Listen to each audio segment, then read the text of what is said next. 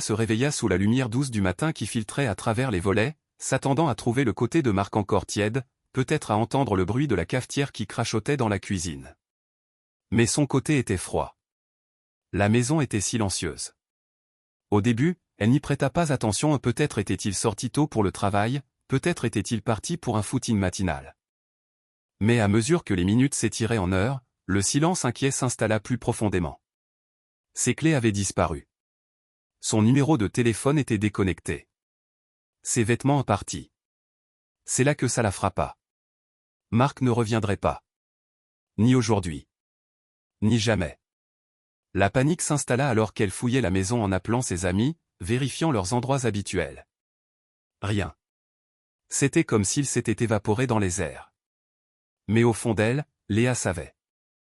Elle devinait la raison, même si elle ne voulait pas l'admettre. Les nuits tardives, les flirts, les hommes qu'elle pensait que Marc ne découvrirait jamais, tout commençait à remonter à la surface. Mais ce que Léa ignorait, c'est que ce n'était pas une décision soudaine. Non, c'était un jeu de longue haleine. Un plan soigneusement orchestré mis en branle dès l'instant où Marc l'avait vue pour ce qu'elle était vraiment. Et tout avait commencé un jour en apparence ordinaire. Un jour à la salle de sport. Le jour où le boomerang du changement était revenu vers elle, plus vite et plus fort qu'elle ne pouvait l'imaginer. Alors, remontons un peu. À ce jour-là. C'était un mercredi soir ordinaire à Paris, l'une de ces soirées printanières où le soleil commence à prolonger son séjour, mais la brise de la Seine mord encore la peau. Je venais de terminer une journée épuisante au bureau dans le quartier de la Défense, noyé dans des courriels interminables et des réunions qui auraient pu se résumer en 2 phrases. Tout ce que je voulais, c'était aller à la salle, vider ma tête, et retrouver Léa, ma femme. Vous savez, la routine habituelle qui réconforte après une longue journée. Ironclad Fitness était notre endroit, une salle sans chichi nichée rue de Rivoli, où les poids étaient lourds, les appareils grinçaient après des années d'usage, et personne n'était là pour impressionner qui que ce soit. Juste de la sueur, de l'effort, et un peu de paix dans une ville chaotique. Léa et moi y allions depuis des années. C'était notre truc.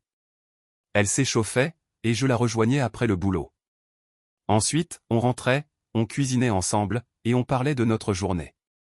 Simple. Prévisible. Du moins, je le croyais. Ce jour-là, j'étais en retard d'environ 20 minutes. Les embouteillages sur le périphérique étaient comme d'habitude un enfer, et j'avais envoyé un texto à Léa pour lui dire que j'arrivais. Pas de souci, je m'échauffe sans toi, avait-elle répondu. Rien d'inhabituel. Du moins, pas encore. Quand j'ai enfin garé la voiture dans le parking, le ciel était teinté de cette lueur orangée douce que l'on n'a qu'au début du printemps, et le bourdonnement familier de la ville était étrangement apaisant. J'ai pris mon sac de sport, verrouillé la camionnette, et je suis entré, n'attendant rien de plus que le hochement de tête habituel du gars à l'accueil et l'odeur de sueur mêlée au vieux tapis en caoutchouc. Mais à la seconde où j'ai franchi ces portes, tout a changé. Je l'ai repéré presque immédiatement. Léa était près de la section des poids libres, là où on commençait toujours. Mais elle ne s'étirait pas ni ne réglait sa playlist comme d'habitude. Au lieu de ça, elle se tenait bien trop près d'un type que je ne connaissais pas. Il était grand, probablement d'une bonne tête de plus que moi, avec ce genre de silhouette élancée et sculptée qui crie « Je passe plus de temps ici qu'à la maison ». Son débardeur moulait comme une seconde peau, et il avait ce sourire agaçant et suffisant plaqué sur le visage, le genre qui dit qu'il est habitué à obtenir ce qu'il veut. Et Léa ? Elle riait. Vraiment riait. Ce rire léger et insouciant que je n'avais pas entendu depuis des mois, pas à la maison, pas quand on sortait avec des amis, pas même quand on se remémorait les vieux souvenirs. Sa main était sur son bras, ses doigts traçant légèrement la courbe de son biceps.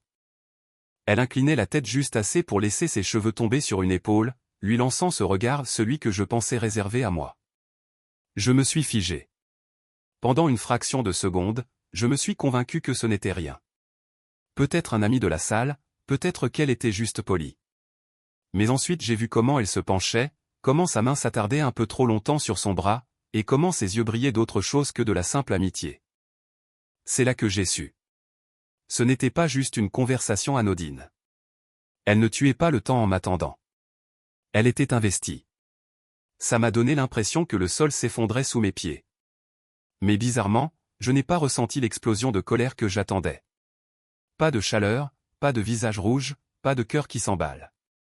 Au lieu de ça, Un calme froid et étrange s'est installé sur moi. Comme si la partie de mon cerveau qui aurait dû hurler était juste, silencieuse. J'aurais pu m'approcher. J'aurais pu les confronter tous les deux sur le champ, faire une scène, exiger des réponses. Mais je ne l'ai pas fait. Je suis juste resté là un moment de plus, regardant la femme que je pensais connaître, la femme avec qui j'avais bâti une vie, rire et flirter comme si je n'existais pas. Puis, sans un mot, je me suis retourné et je suis sorti. Les néons bourdonnant au-dessus de la salle clignotaient alors que je ressortais dans l'air froid de la nuit, les bruits familiers du trafic parisien se fondant en arrière-plan. Je n'ai même pas remarqué le froid en me dirigeant vers ma camionnette. Mon corps bougeait en pilote automatique, mais mon esprit, il tournait à plein régime. Je me suis assis au volant, fixant le volant, essayant de digérer ce que je venais de voir. Mais peu importe les scénarios que je passais en revue dans ma tête, ils finissaient tous de la même façon. Elle me trompait. Et le pire? Je n'étais même pas surpris.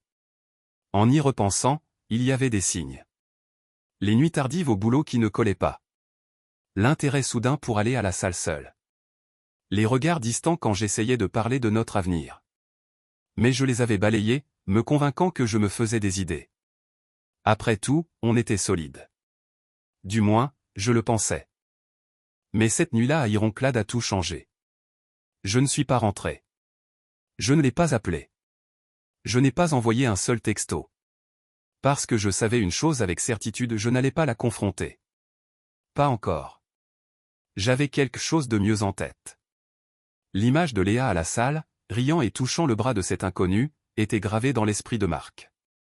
Elle jouait en boucle, comme une vidéo cruelle coincée en répétition. Il fermait les yeux et la voyait sourire à cet homme, se pencher trop près, complètement inconsciente que son mari se tenait à quelques mètres, regardant son monde s'effondrer. Marc essaya de chasser ça. Pendant les premiers jours après cette nuit à Ironclad Fitness, il se convainquit qu'il réagissait de façon excessive. Peut-être que c'était innocent. Peut-être qu'il avait mal interprété la situation.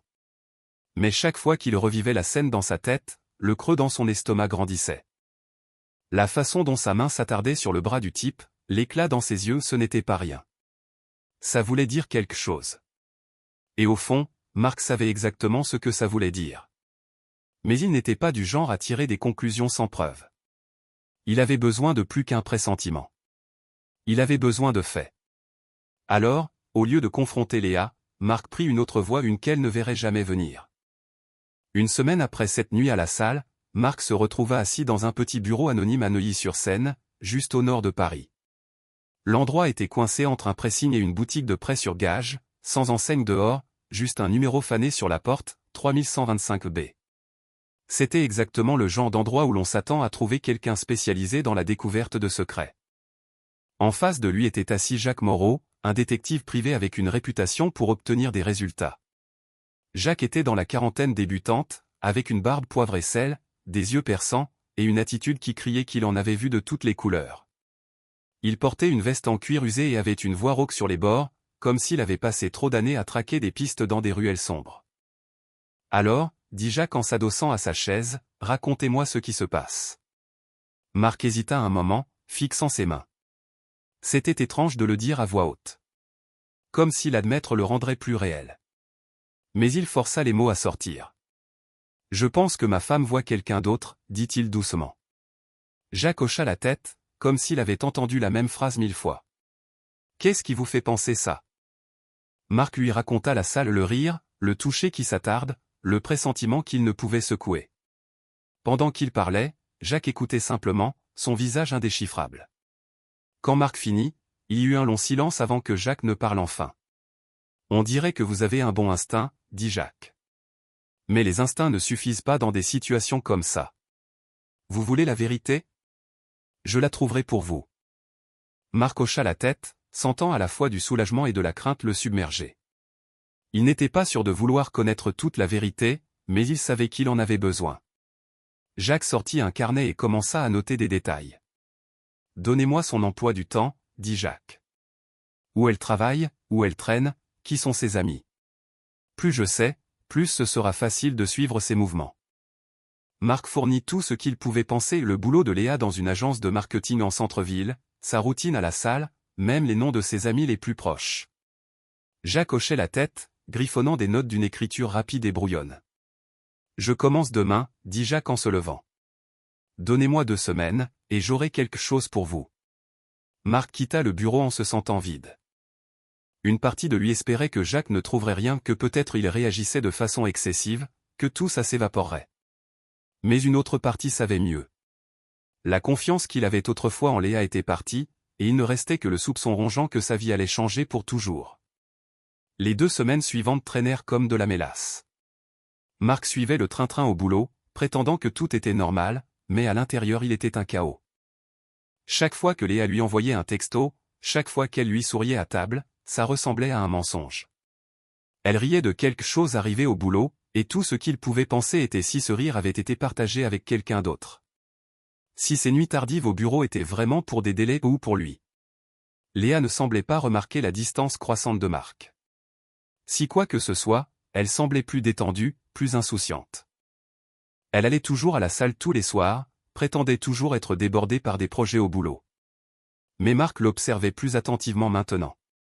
Il remarquait comment elle s'attardait un peu plus devant le miroir avant de sortir, comment son téléphone était toujours retourné face contre table sur le comptoir de la cuisine, comment elle semblait soudain avoir plus d'énergie après ses longues journées de travail.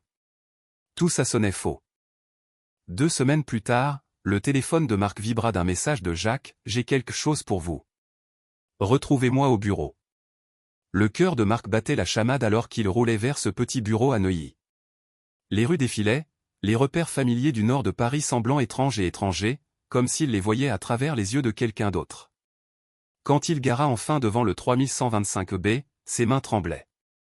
Jacques l'accueillit avec la même expression calme et détachée, mais il y avait quelque chose de différent dans ses yeux, quelque chose de plus lourd.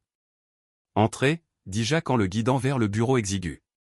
Sur le bureau trônait une épaisse enveloppe Kraft, ses bords bombés de photos et de papier. Jacques ne dit rien en la glissant sur le bureau. Tout est là-dedans. Marc fixa l'enveloppe un long moment avant de tendre enfin des mains tremblantes. Il l'ouvrit lentement, comme s'il épluchait les couches d'une plaie qu'il n'était pas sûr de vouloir voir. La première chose qu'il vit était une photo. C'était Léa. Elle était assise dans un café du Marais, son visage illuminé du même sourire qu'il avait vu à la salle. Mais ce n'était pas Marc en face d'elle. C'était un autre homme différent de celui de la salle. Ils se penchaient près, leurs mains presque se touchant sur la table. L'intimité sur la photo était indéniable. Marc feuilleta le reste des photos, chacune pire que la précédente. Léa dans un bar d'hôtel avec encore un autre homme, sa main posée sur son genou. Léa quittant l'hôtel Hayat du Marais, ses cheveux en désordre, son sourire paresseux et satisfait. Léa dans le parking de son bureau en centre-ville, embrassant quelqu'un que Marc reconnaissait comme un de ses collègues. Ce n'était pas juste un type. C'étaient plusieurs. Jacques avait aussi inclus des captures d'écran d'APPS de rencontres, des messages que Léa avait envoyés sous un faux nom. Les mots piquaient plus que les photos, la façon décontractée dont elle flirtait, la facilité avec laquelle elle arrangeait des rendez-vous, les mensonges pour couvrir ses traces. Quand Marc finit de parcourir l'enveloppe, il avait l'impression que l'air avait été aspiré de la pièce. Son mariage n'était pas juste fissuré, il était brisé. Jacques brisa enfin le silence. « Désolé, mec. J'en ai vu beaucoup, mais celle-là, elle a été occupée. » Marc ne répondit pas. Il ne pouvait pas. Son esprit tournait à plein régime, son cœur cognant dans sa poitrine. La femme qu'il pensait connaître, la femme avec qui il avait bâti une vie, était une étrangère. Et maintenant, il avait la preuve. Mais Marc ne ressentait pas de rage. Pas encore. Ce qu'il ressentait était de la clarté. Pour la première fois en semaine, il savait exactement ce qu'il devait faire. Marc quitta le bureau de Jacques cette nuit-là avec l'enveloppe sous le bras et un plan qui se formait dans son esprit. Ce ne serait pas une confrontation. Pas de cris, pas de supplications désespérées pour des explications. Non. Marc allait être calme. Il allait être méthodique. Et quand il ferait enfin son coup, Léa ne le verrait pas venir. Parce que ce n'était pas juste pour découvrir la vérité. C'était pour ce qui venait après. Marc avait toujours pensé que le chagrin d'amour viendrait avec du bruit et des cris, des disputes, peut-être même des portes qui claquent. Mais au lieu de ça, c'était silencieux. Dévastateur de silence.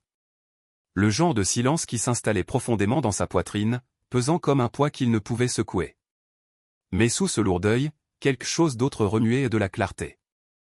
Dès l'instant où il avait feuilleté cette enveloppe pleine de preuves de Jacques Moreau, il réalisa qu'il n'allait pas laisser la trahison de Léa le définir. Si quoi que ce soit, ce serait le catalyseur du genre de changement qu'il n'avait jamais imaginé. Avec le cœur brisé mais l'esprit aiguisé, Marc mit son plan en branle. La première chose fut financière. Pendant que Léa était occupée avec ses soi-disant « nuits tardives au bureau », Marc s'assit à la table de la cuisine sous la lumière tamisée de leur appartement du Marais, sirotant un café noir et transférant de l'argent sur un compte privé dont elle ignorait l'existence. Ils avaient toujours tout partagé au compte bancaire, mots de passe, même leur plan de retraite. Mais maintenant, Marc savait mieux. Il rerouta méticuleusement ses virements directs de son cabinet de conseil vers le nouveau compte, laissant juste assez sur leur compte joint pour éviter les soupçons. Il transféra même de petites sommes de leurs économies communes petit à petit, veillant à ce que les chiffres ne baissent pas assez pour que Léa remarque. C'était un travail fastidieux, mais Marc prit son temps. Il n'était pas pressé. Pas encore. Ensuite vint la partie légale. Marc ne voulait pas de drame. Il voulait de la précision. Alors il trouva une avocate en divorce de l'autre côté de la ville, quelqu'un que Léa ne croiserait jamais. Il programma des rendez-vous pendant ses pauses déjeuner, prétendant sortir chercher à manger alors qu'en réalité il posait les bases de son évasion silencieuse. L'avocate, Suzanne Dupont, était affûtée et discrète. Elle écouta attentivement pendant que Marc expliquait la situation, hochant la tête sans jugement quand il lui tendit les photos et documents recueillis par Jacques. « Vous avez plus qu'assez ici », dit-elle en feuilletant les preuves. « On peut déposer pour adultère, mais si vous voulez éviter une bataille judiciaire salissante, on fera ça discrètement. Je rédigerai tout, et on aura ça prêt à signifier quand le moment sera venu. » Marc hocha la tête. « Je ne veux pas qu'elle le voie venir. » Suzanne esquissa un petit sourire entendu. Elle ne le verra pas. Avec les rouages légaux en marche, Marc se tourna vers la phase suivante, partir. Mais il n'allait pas juste faire un sac et disparaître. Il voulait une rupture nette, un nouveau départ quelque part où Léa ne pourrait l'atteindre. Après quelques recherches et appels discrets, il décrocha une offre d'emploi à Lyon. Ce n'était pas le même travail de conseil sous haute pression qu'il faisait à Paris, mais ça payait bien, et plus important, c'était loin de Léa. L'entreprise, une firme tech en pleine croissance, était impatiente de l'avoir à bord. Ils avaient besoin de quelqu'un avec son expertise et étaient prêts à accélérer le processus d'embauche pour le faire démarrer dès que possible. Marc accepta l'offre sans hésiter. Sa nouvelle vie l'attendait. Maintenant venait la partie la plus dure, maintenir les apparences. Pendant des semaines, Marc vécut une double vie. Le jour, il était le même mari fiable que Léa pensait connaître. Il souriait quand elle rentrait, demandait comment s'était passée sa journée, cuisinait même le dîner le week-end comme si rien n'avait changé. Mais chaque toucher, chaque conversation, sonnait creux. C'était comme s'il regardait leur mariage de l'extérieur, détaché et distant. Pendant ce temps, Léa restait dans une béate ignorance. Elle continuait sa routine session à la salle, nuit tardive au boulot, et quoi qu'elle pense cacher d'autres. Marc remarquait les petites choses, comment elle se précipitait sous la douche dès qu'elle rentrait, comment son téléphone était toujours en silencieux, comment elle avait soudain plus de « voyage d'affaires » que jamais. Mais il ne la confrontait pas. Il ne laissait même pas transparaître sur son visage. Parce que bientôt, rien de tout ça n'importerait. La nuit avant le départ prévu de Marc était étrangement calme. Léa était sortie à un autre événement pro qu'elle avait mentionné nonchalamment ce matin. Marc était seul dans leur appartement, les lumières de Paris projetant de longues ombres sur les murs. Il traversa chaque pièce, mémorisant l'espace qu'il avait autrefois appelé maison. Les photos sur la cheminée, les souvenirs de leurs vacances, l'album de mariage rangé soigneusement sur l'étagère, tout ça ressemblait à des reliques d'une autre vie. Il ne ressentait plus de colère. Juste une résolution tranquille. Marc emballa seulement ce dont il avait besoin, vêtements, documents importants, quelques objets sentimentaux qui comptaient encore pour lui. Le reste, il le laissa. Il n'emportait pas le passé avec lui. Avant d'aller au lit cette nuit-là, il enleva son alliance, une simple bague en argent que Léa avait glissée à son doigt des années plus tôt et la posa sur le comptoir de la cuisine. Pas de mots. Pas d'explication.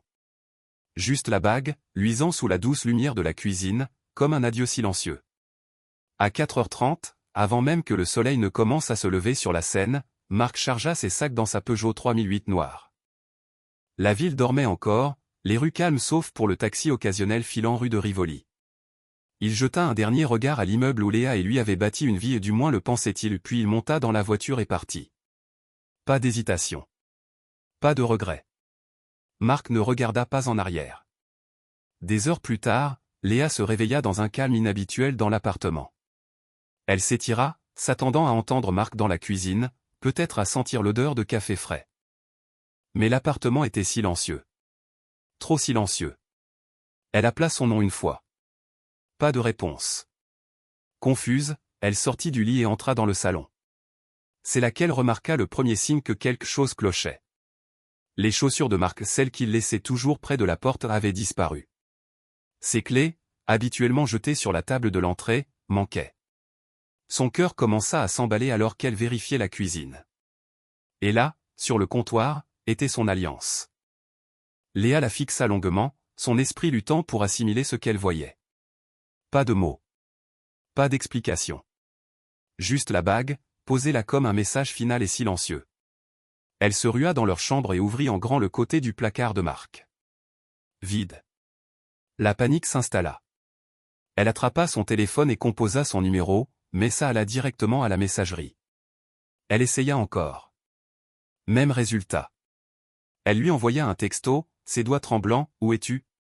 Qu'est-ce qui se passe ?» Pas de réponse. Elle vérifia ensuite leur compte bancaire, son anxiété montant à chaque seconde. C'est là que le poids total la frappa. Les comptes étaient presque vides.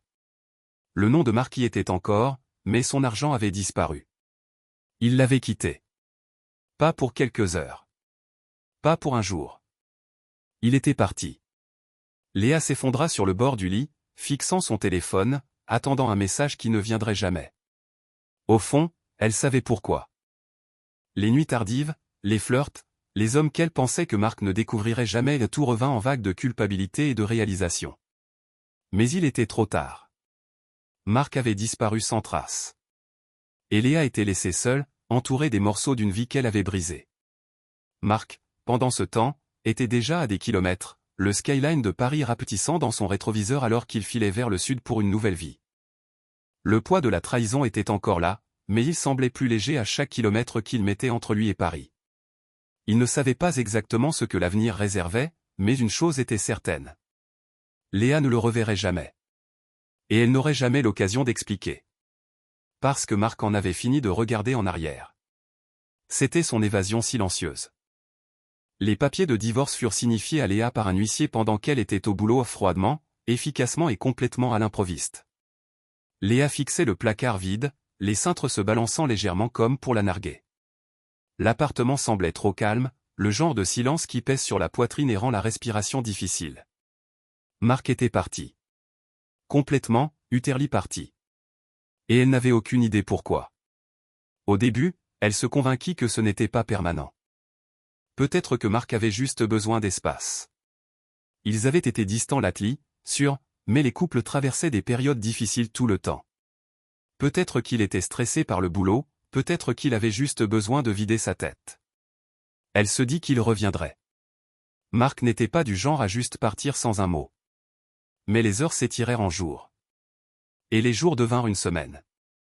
L'alliance sur le comptoir de la cuisine la hantait. Elle l'a pris une fois, sentant son poids dans sa paume, mais ça ne lui donna pas les réponses qu'elle cherchait désespérément. Pourquoi partirait-il sans rien dire ?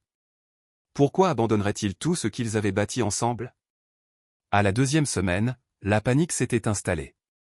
Elle appelait le téléphone de Marc de façon obsessive, mais ça allait directement à la messagerie à chaque fois. Ses comptes sur les réseaux sociaux étaient sombres, pas de posts, pas de mise à jour, rien. C'était comme s'il s'était évaporé. Léa commença à appeler les amis de Marc. Thomas, le meilleur ami de Marc, décrocha à la troisième sonnerie. « Salut, Léa, dit-il nonchalamment. Quoi de neuf ? Thomas, as-tu vu Marc ? Sa voix tremblait, trahissant la peur qu'elle essayait de cacher. Il est parti. Il a fait ses valises et disparu. Je n'ai pas de nouvelles depuis plus d'une semaine. Une pause. Parti ? Qu'est-ce que tu veux dire, parti ? Je veux dire qu'il a emballé ses affaires, pris sa voiture, et s'est volatilisé. Je n'ai pas de nouvelles depuis plus d'une semaine. Thomas semblait vraiment surpris. Je ne l'ai ni vu ni entendu. On a pris une bière il y a 2 semaines, mais c'est tout. Tu es sûr qu'il n'est pas juste en train de prendre du temps? S'il l'était, ne m'aurait-il pas dit? Rétorqua Léa. Il ne partirait pas sans un mot. Thomas hésita. Je ne sais pas quoi te dire. Mais si j'entends quelque chose, je te le ferai savoir. Léa raccrocha, son anxiété serrant plus fort. Elle appela d'autres amis de Marc, mais les réponses étaient les mêmes. Personne ne l'avait vu. Personne n'avait de nouvelles. Son appel suivant fut au boulot de Marc. Peut-être qu'il avait mentionné quelque chose à ses collègues. Elle composa le numéro du cabinet de conseil en centre-ville, son cœur cognant dans sa poitrine. Carter et Finch Consulting, ici Debbie. Comment puis-je vous aider? Salut, Debbie. C'est Léa, la femme de Marc. Puis-je lui parler, s'il vous plaît? Une pause. Je suis désolé, Léa. Marc ne travaille plus ici. L'estomac de Léa chuta. Quoi? Depuis quand? Il y a environ 1 semaine, répondit Debbie. Il a donné sa démission et vidé son bureau. Il ne vous l'a pas dit? L'esprit de Léa tournait. Non, il ne lui avait pas dit. Il n'avait pas pipé mot sur le fait de quitter son boulot. A-t-il dit où il allait? Demanda-t-elle, sa voix à peine au-dessus d'un murmure. Désolé, je n'ai pas cette info, répondit Debbie. Léa raccrocha, fixant le téléphone incrédule. Marc n'avait pas juste quitté elle, il avait quitté son boulot aussi. Ce n'était pas juste besoin d'espace. C'était délibéré. Elle appela ensuite les parents de Marc, même si elle savait que c'était un coup dans l'eau.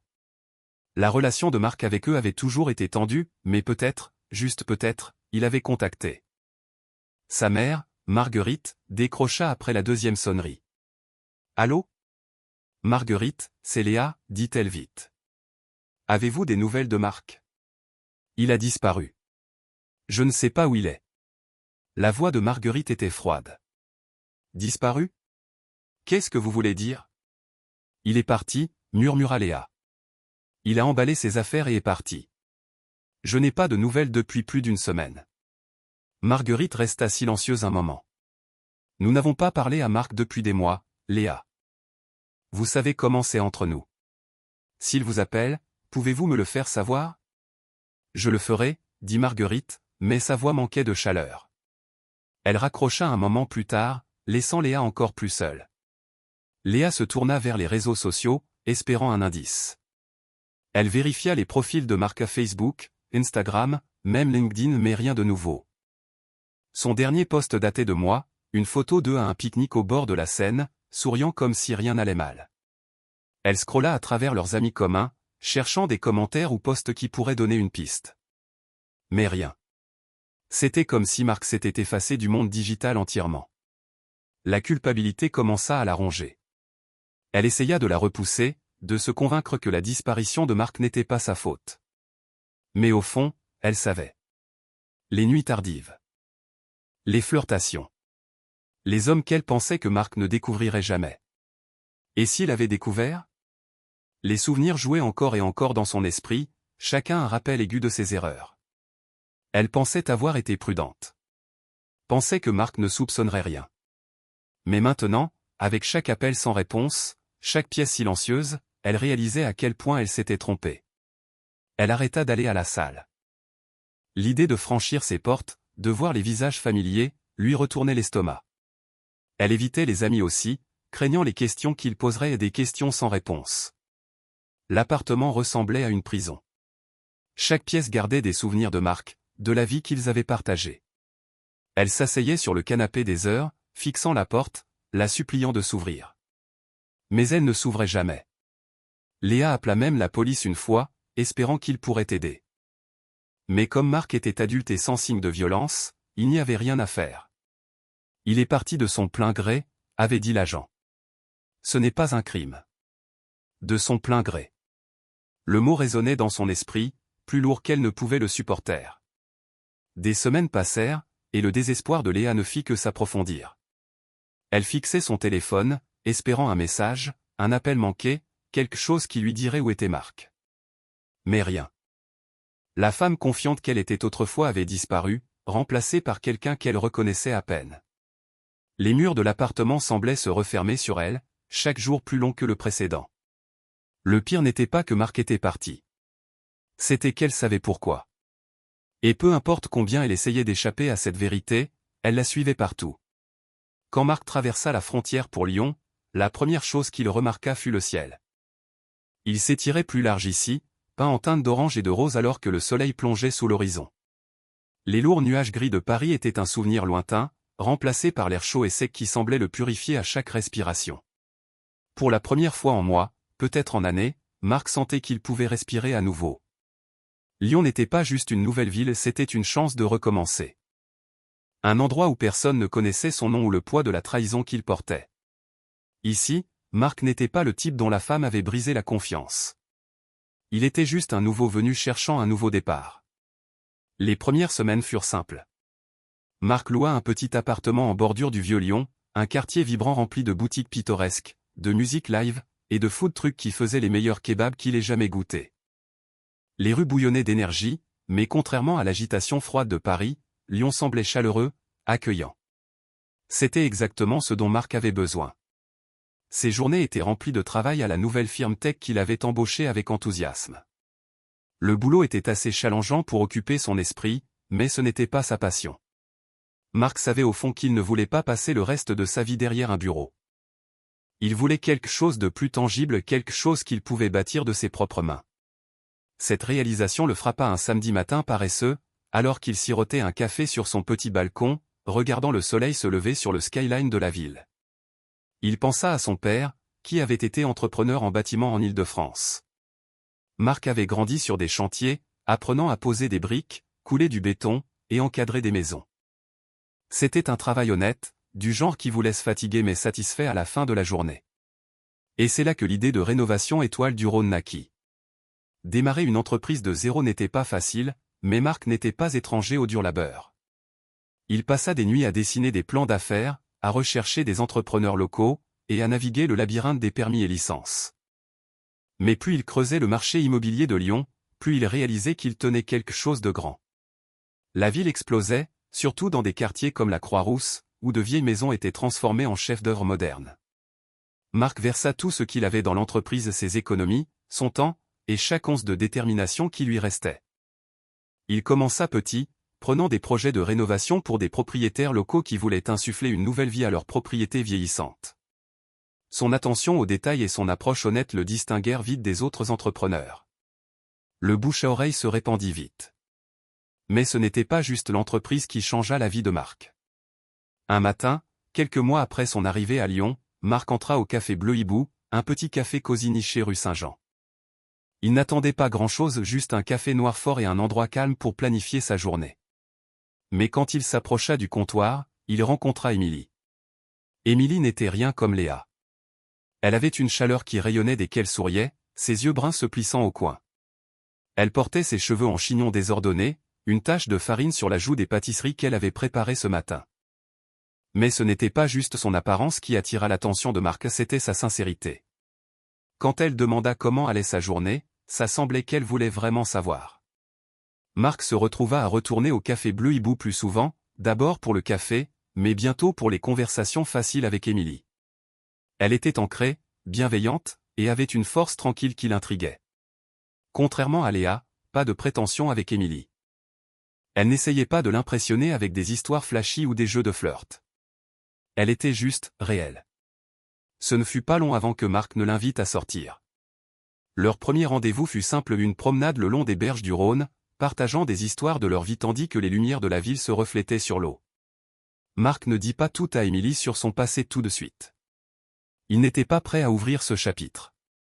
Mais au fil des semaines qui devinrent des mois, il se surprit à la laisser entrer, morceau par morceau. Émilie ne broncha pas quand il lui raconta enfin pour Léa. Elle écouta tranquillement, tenant sa main pendant qu'il racontait la trahison, la douleur, et son évasion silencieuse de Paris. Quand il finit, elle dit simplement « Je suis contente que tu sois là maintenant ». Et à cet instant, Marc réalisa qu'il l'était aussi. En un an de rencontre avec Émilie, ils se marièrent dans une petite cérémonie surplombant les collines du Beaujolais. Ce n'était pas une grande affaire, juste des amis proches, quelques membres de famille, et le ciel ouvert au-dessus d'eux. Marc n'avait besoin de rien de plus. Émilie était son nouveau départ, l'encre dont il ignorait avoir besoin. Pendant ce temps, Rénovation Étoile du Rhône prospérait. Grâce à du networking astucieux et au boom immobilier de la Croix-Rousse, l'entreprise de Marc explosa. Sa réputation pour un travail de qualité et des prix justes se répandit vite, et bientôt il réservait des projets des mois à l'avance. À la fin de l'année, il n'était pas juste réussi, il était millionnaire. Mais ce n'était pas l'argent qui comptait le plus pour Marc. C'était le sens du but, la sensation de bâtir quelque chose du sol.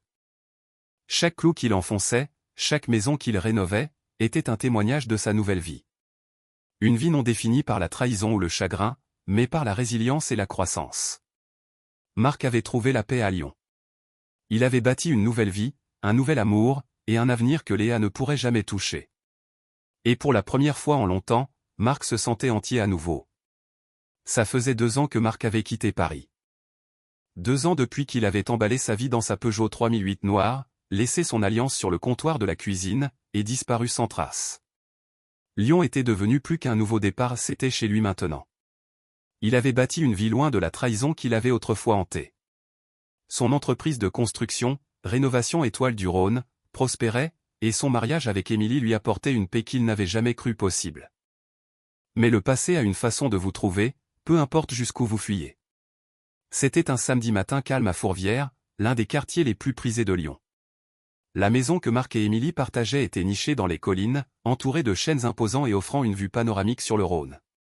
La maison moderne étendue était un témoignage du dur labeur de Marc, murs de verre lisse, espaces ouverts, et un jardin qui semblait se fondre dans l'horizon. Marc était dans son bureau, revoyant des plans pour un projet de rénovation à venir, quand la sonnette retentit. C'était rare que quelqu'un se présente sans prévenir. La plupart de leurs amis appelaient avant, et Émilie n'attendait personne non plus. Marc posa son stylo et se dirigea vers la porte, le doux bourdonnement de la brise matinale de Lyon filtrant par les fenêtres ouvertes. Quand il ouvrit la porte, le temps sembla geler une fraction de seconde. Léa se tenait là. Elle avait l'air différente mais familière d'une façon qui serra la poitrine de Marc, pas de désir, mais d'une reconnaissance froide. Ses cheveux autrefois méticuleusement coiffés pendaient lâches et légèrement ébouriffés. L'éclat confiant qui dansait toujours dans ses yeux avait disparu, remplacé par quelque chose de vide. Elle semblait plus mince, usée, comme si la vie n'avait pas été clémente avec elle depuis leur dernière rencontre. Marc ne dit pas un mot. Son visage resta immobile, indéchiffrable. Pas de choc. Pas de colère. Juste ce calme froid et détaché qu'il avait maîtrisé le jour où il était sorti de sa vie. Léa, par contre, avait l'air d'avoir vu un fantôme. Marc, souffla-t-elle, sa voix tremblante. Je n'arrive pas à croire que je t'ai trouvé. Il ne répondit pas, laissant le silence s'étirer entre eux comme un gouffre. Après un moment, il s'écarta et fit signe d'entrer, ses mouvements lents et délibérés. Léa hésita sur le seuil, comme incertaine si elle devait franchir dans ce nouveau chapitre de la vie de Marc. Mais la curiosité ou peut-être le désespoir la poussa en avant. La maison était étrangement silencieuse après que Léa fût entrée, le seul son venant du tic-tac faible de l'horloge au mur. Marc la guida à travers le salon ouvert et lumineux jusqu'à son bureau, où le soleil de début d'après-midi projetait de longues ombres sur le bureau en acajou poli. Le contraste entre la chaleur de la pièce et la tension froide entre eux était palpable. Marc ne dit rien en sortant le dossier Kraft, celui qui traînait dans son tiroir de bureau depuis 2 ans. Les bords étaient usés du nombre de fois où il avait considéré le jeter, le brûler, ou simplement l'oublier. Mais il ne l'avait jamais fait. Il l'avait gardé pour ce moment. Les yeux de Léa suivaient chacun de ses mouvements, un mélange de peur et de confusion crispant ses traits. Elle se percha sur le bord du fauteuil en cuir en face de lui, ses mains se tordant nerveusement sur ses genoux. Sans un mot, Marc posa le dossier devant elle et le poussa sur le bureau. « Ouvre-le, dit-il, sa voix basse et dépourvue d'émotion. Léa hésita, ses yeux passant du dossier au visage impassible de Marc. Quand elle finit par soulever le rabat, son souffle se coinça dans sa gorge. La première chose qu'elle vit était une photo d'elle-même assise dans un bar faiblement éclairé, sa main posée sur la cuisse d'un homme qu'elle se rappelait vaguement de la salle. La photo suivante la montrait riant, se penchant vers le même homme, leur visage à quelques centimètres. Ses mains tremblaient en feuilletant plus de photos et images d'elle entrant et sortant de l'hôtel Hayat du Marais avec différents hommes, capture d'écran de messages flirtant d'apps de rencontres, et factures de dîner chers et séjours à l'hôtel. Les preuves étaient accablantes. Chaque mensonge, chaque trahison était étalée en noir et blanc. Le visage de Léa se vida de couleur. Elle déglutit difficilement, sa bouche s'ouvrant et se fermant comme si elle voulait dire quelque chose, mais les mots ne venaient pas. Marc s'adossa à sa chaise, ses bras croisés sur sa poitrine. Ses yeux, autrefois pleins de chaleur quand il la regardait, étaient maintenant froids et distants. « Je sais tout, Léa, dit-il, sa voix stable et tranchante. Chaque hôtel, chaque message, chaque homme. » La composure de Léa s'effondra. Elle essaya de parler, sa voix un murmure brisé. « Marc, je ne voulais pas. » Ne, coupa Marc. Ne mens pas. Pas ici. Pas maintenant. Réaliser qu'il n'y avait pas d'issue, le désespoir de Léa bouillonna à la surface. Elle bondit du fauteuil et trébucha vers lui, ses yeux fous de panique. « Tu ne comprends pas, Marc, cria-t-elle en tombant à genoux devant lui. Ses mains agrippèrent son bras fermement, ses ongles s'enfonçant dans sa peau pendant qu'elle sanglotait incontrôlablement. « Je suis enceinte, et j'ai déjà eu ton enfant. » Les mots résonnèrent dans le bureau, rebondissant sur les murs et s'installant comme de la poussière dans l'air tendu. Mais Marc ne broncha pas. Son visage resta impassible, ses yeux verrouillés aux siens avec un détachement glaçant. Sans un mot, il plongea la main dans sa poche, sortit son téléphone, et composa. Les sanglots de Léa s'amplifièrent en réalisant ce qu'il faisait. « Non, Marc. S'il te plaît. Ne fais pas ça. » hurla-t-elle, sa voix rauque et désespérée. Marc parla dans le téléphone, sa voix calme et stable. « J'ai besoin de signaler un intrus à ma résidence. » Des minutes plus tard, le son des sirènes perça le quartier calme, grandissant à l'approche de la maison. Les cris de Léa ne s'arrêtèrent pas. Elle s'accrocha à la jambe de Marc, suppliant, implorant, mais son expression ne vacilla jamais. Quand les agents arrivèrent, ils trouvèrent Léa encore hystérique, son visage strié de larmes, sa prise sur Marc inébranlable. « Monsieur, est-ce l'individu que vous avez signalé ?» demanda l'un des agents, jetant un œil entre Marc et Léa. « Oui », répondit simplement Marc. Les agents bougèrent vite, desserrant les doigts de Léa du bras de Marc et la relevant. Elle se débattit contre leur prise, ses hurlements remplissant la maison. « C'est ton bébé, Marc. Tu ne peux pas nous laisser comme ça, » cria-t-elle, sa voix craquant sous le poids de son hystérie. Marc se tint silencieusement à la porte, son visage indéchiffrable, pendant que les agents la sortaient de la maison menottée. Ses cris résonnèrent dans l'allée, coupant l'air calme de l'après-midi. Alors que les lumières rouges et bleues clignotantes de la voiture de patrouille disparaissaient dans la rue, Marc ferma la porte derrière lui, la finalité du moment s'installant sur lui comme une couverture lourde. Le passé était enfin là où il appartenait et derrière lui. Et Léa ? Elle n'était rien de plus qu'un écho distant dans une vie qu'il avait laissée loin derrière. Ça faisait plusieurs semaines que Marc avait vu Léa pour la dernière fois. Le jour où elle s'était présentée à sa maison à Fourvière, traînant ses erreurs passées à sa porte, semblait un souvenir lointain. Mais juste quand il pensait avoir clos ce chapitre pour de bon, une enveloppe officielle arriva au courrier, tamponnée du sceau du tribunal de grande instance du Rhône. Dedans était une convocation pour un test de paternité obligatoire. Léa prétendait que l'enfant qu'elle avait était le sien. Marc fixa les papiers, l'absurdité de tout ça le submergeant comme une vague froide. Il ne ressentit pas de panique, pas de peur, juste de l'agacement pour l'inconvénient. Mais il n'allait pas laisser ça traîner. Il connaissait la vérité, et bientôt, Léa n'aurait d'autre choix que de l'affronter aussi. Le jour de l'audience au tribunal arriva avec un froid inhabituel dans l'air lyonnais. Marc gara sur le parking du tribunal, sa Mercedes-Benz Maybach Exelero ronronnant doucement alors qu'il coupait le moteur. Le bâtiment se dressait devant, sa façade beige stérile contrastant avec la ville vibrante autour. Marc entra, ses pas stables, son esprit clair. Il n'était pas là pour vengeance ou confrontation. Il était là pour closure. La salle d'audience était petite, avec des lumières fluorescentes dures qui bourdonnaient faiblement au-dessus. Les murs étaient bordés de lambris en bois sombre, et l'air sentait vaguement le vieux papier et le désinfectant. Marc prit place d'un côté de la pièce, son expression calme mais distante. Moment plus tard, la porte grinça, et Léa entra. Elle avait l'air différente de la dernière fois qu'il l'avait vue, fatiguée, usée, comme si le poids de ses choix l'avait enfin rattrapée. Ses yeux autrefois brillants étaient ternes, et la posture confiante qu'elle portait autrefois était maintenant voûtée sous des fardeaux invisibles.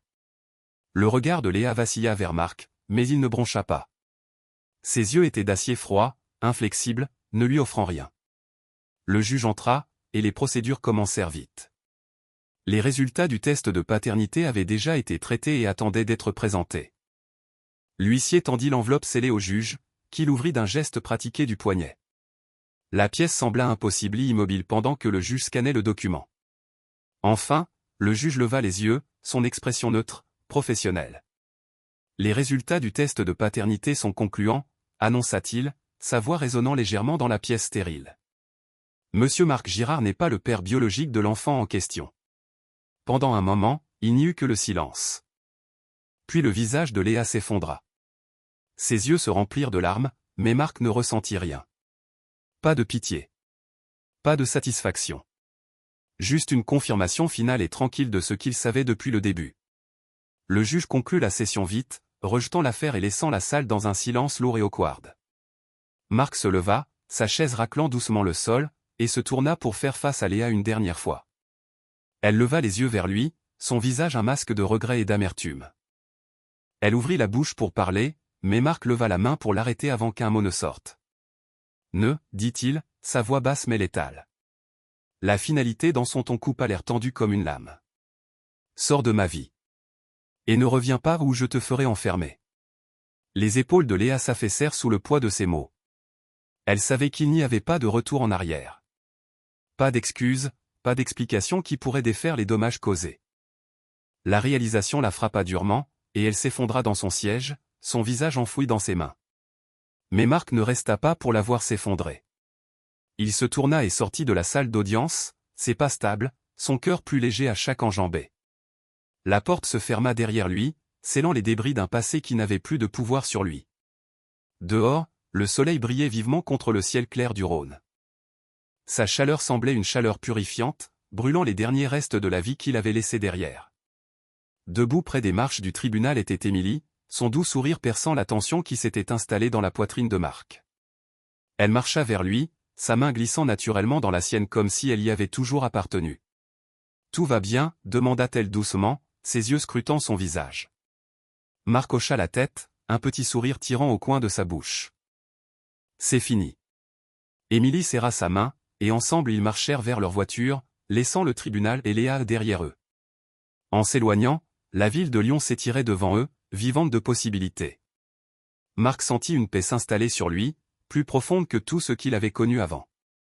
Il avait échappé aux ombres de son passé, bâti une nouvelle vie du sol, et trouvé un amour honnête et vrai. La trahison de Léa ne le hantait plus. Elle n'était rien de plus qu'un écho distant, un rappel de jusqu'où il était allé.